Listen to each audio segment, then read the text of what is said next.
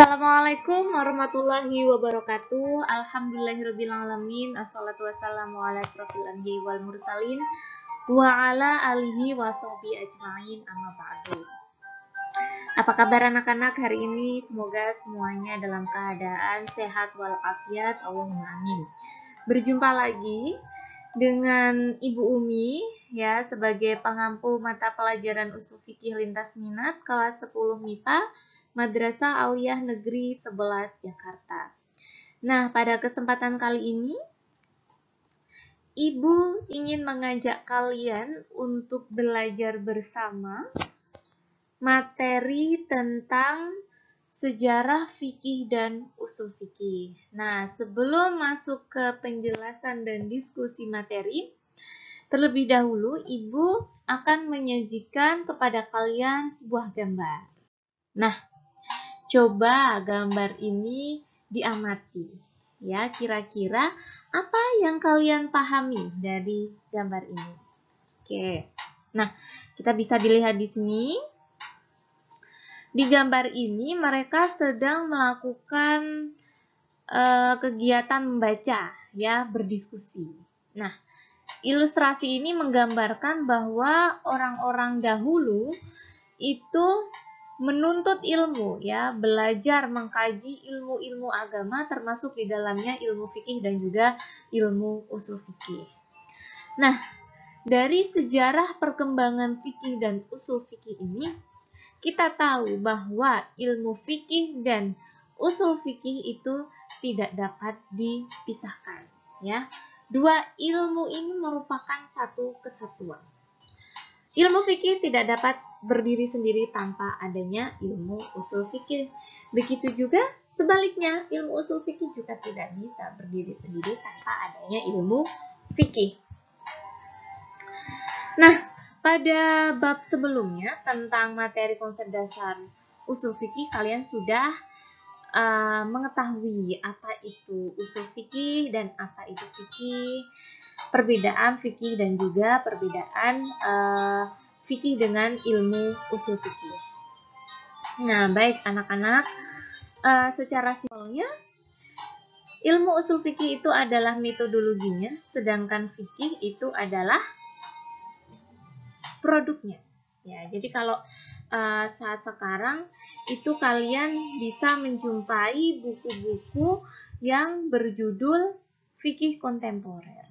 Apa sih fikih kontemporer? Nah, biasanya buku-buku itu berisi tentang hasil ijtihad terhadap masalah hukum Islam yang terjadi pada masa kini, ya, dengan menggali sumber hukum Islam berupa Al-Quran dan Sunnah serta jurisprudensi ulama terdahulu dan mengintegrasikan, ya, dengan iptek dalam menyimpulkan hasil ijtihad. Tentu juga tujuannya untuk kemaslahatan umat, ya, karena tidak semua ketentuan hukum itu sudah dijelaskan secara terperinci dalam Al-Quran dan Sunnah, tetapi ada seiring dengan perkembangan zaman itu ada permasalahan-permasalahan baru yang perlu diijtihadkan untuk dicarikan jawabannya. Nah, untuk sampai pada kesimpulan hukum ini perlu, ya, usul fikih untuk mengkaji dalil-dalil syara. Nah, anak-anak, dalam mempelajari materi sejarah fikih dan usul fikih ini, kita akan mempelajarinya yang terbagi menjadi 5 fase. Yang pertama itu ada fase pertumbuhan, fase perkembangan, fase formulasi dan sistematisasi, fase kemunduran, dan fase kebangkitan kembali. Terus pertanyaannya gini, kenapa sih Bu kita perlu belajar sejarah pula? Untuk apa sih Bu sebenarnya belajar sejarah itu? Apalagi sejarah fikih dan usul fikih. Nah, dari belajar sejarah itu nanti kita bisa tahu bagaimana sih perkembangan fikih, usul fikih itu dimulai dari dulu masa Rasulullah sampai dengan sekarang. Selain itu, nanti kita juga bisa tahu bagaimana sih karakteristik perkembangan fikih usul fikih pada tiap fase atau periode. Kemudian kita bisa membandingkan, ya, di setiap fase atau periode perkembangan fikih dan usul fikih. Lalu kita bisa mengambil pelajaran, ya. Pelajaran apa yang bisa kita ambil untuk kita terapkan dalam kehidupan kita sehari-hari, terutama dalam hal beribadah. Nah, ini adalah penjelasan secara singkatnya, ya, perkembangan fikih dan usul fikih dari periode ke periode, dimulai pada periode Rasulullah SAW yang disebut sebagai fase pertumbuhan.